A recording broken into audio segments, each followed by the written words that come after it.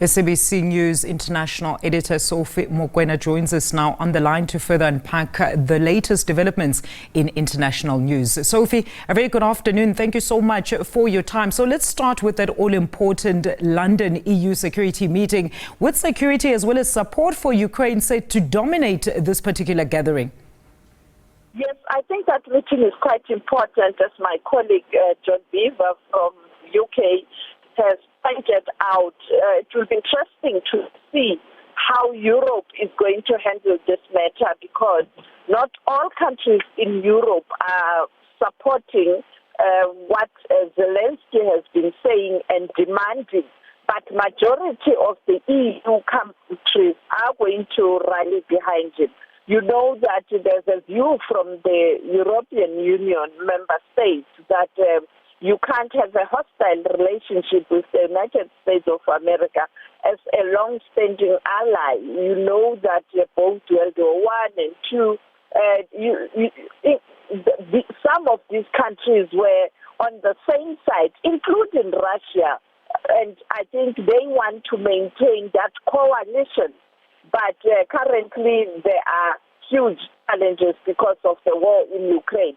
One thing also to note is that it will be the best day for Zelenskyy, because he's going to see European leaders embracing him, making a commitment that they will support him. I saw the EU saying the same thing, and the individual member countries will do that.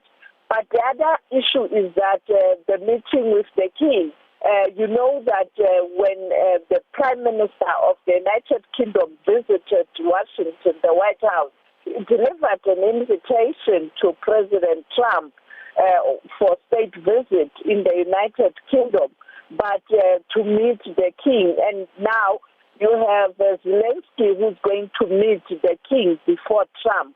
And therefore, these dynamics are quite important. And of course, speaking of those dynamics, Sophie, this basically spells out that there are now increased tensions between the EU as well as the US. So what is the potential ramifications of this fallout? I think they will have to find a way how they handle this. You can't predict President Trump's statements this morning, early hours of this morning, that was late last night, from those who are close to President Trump, including Elon Musk, that the U.S. must pull out of NATO, must pull out of the United Nations. They are not helping either, and you see this gravitating towards a more divided world. And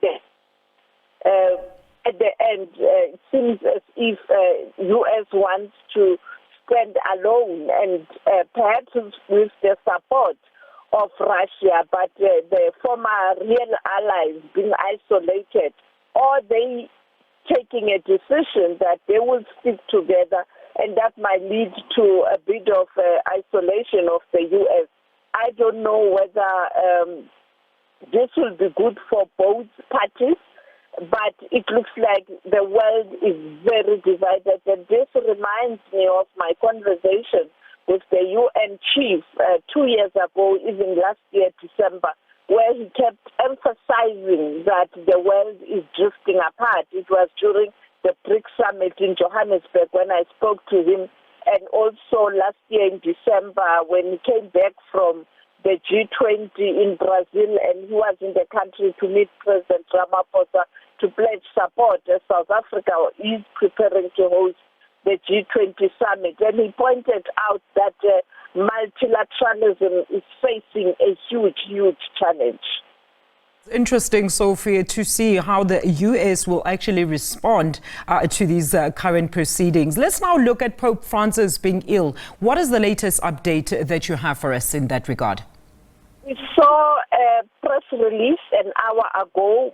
Vatican press officers issued a statement that he met the officials of the Vatican, and they released his statement and his message saying that the world must continue to pray for peace. He mentioned Middle East, he mentioned Ukraine, he mentioned the DRC, and saying that, including Sudan, that there must be peace around the world, and him raising a concern that the conflict and the wars that we see are not in the interest of mankind.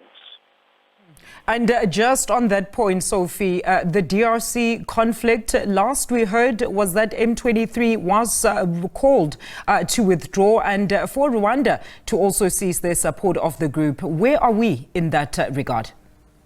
Well, when you look at the M23, they are continuing to make inroads and capturing areas. Yesterday, we saw them parading people who were allegedly involved in the genocide. Others are rejecting that. And you can see that they are really making inroads. And also now the issue is what's going to happen to DRC, that is the deployment of SADC in that region. And now that this region is clearly and firmly under the M23 rebels.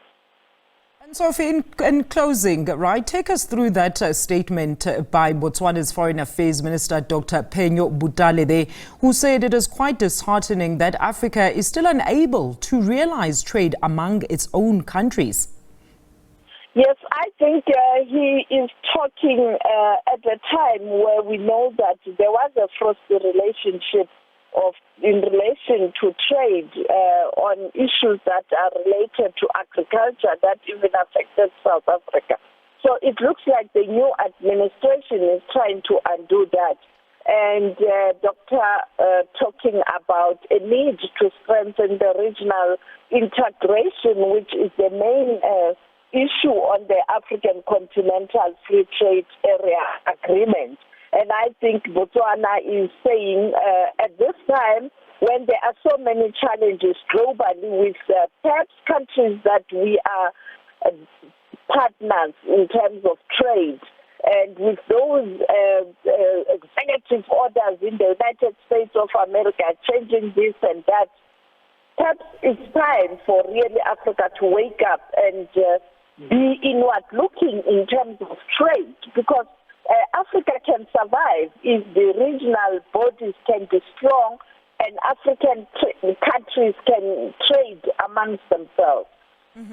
And maybe, Sophie, just on this, I mean, talk to us about Israel now reneging on the ceasefire deal and even threatening to resume military operations if, of course, the negotiations with Hamas, or if Hamas does not accept the new conditions, they're going to be operational back in Gaza. Yes, that was the announcement from Tel Aviv that Israel will stop the delivery of aid because Hamas is refusing to extend the first phase of the ceasefire agreement. You know that it ended yesterday, and actually they are supposed to be engaged on a second phase of the ceasefire. But, you know, I think they are still discussing the content of the second phase because it's quite a difficult issue to navigate as you move towards even the third phase, where you are going to talk about the rebuilding, who does what, when and how.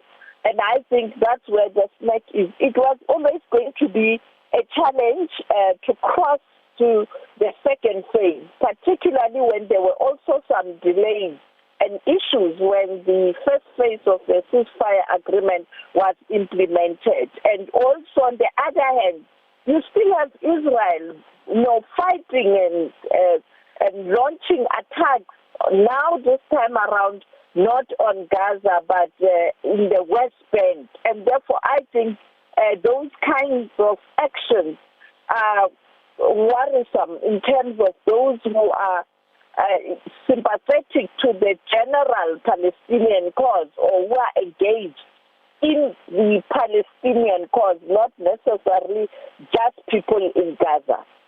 Thank you so much, Sophie. We will be getting the latest from our correspondent on the ground in Tel Aviv pertaining to the reneging of that ceasefire deal by Israel. That was SABC News international editor Sophie Mokoena on the line with me with a wrap on international as well as continental stories.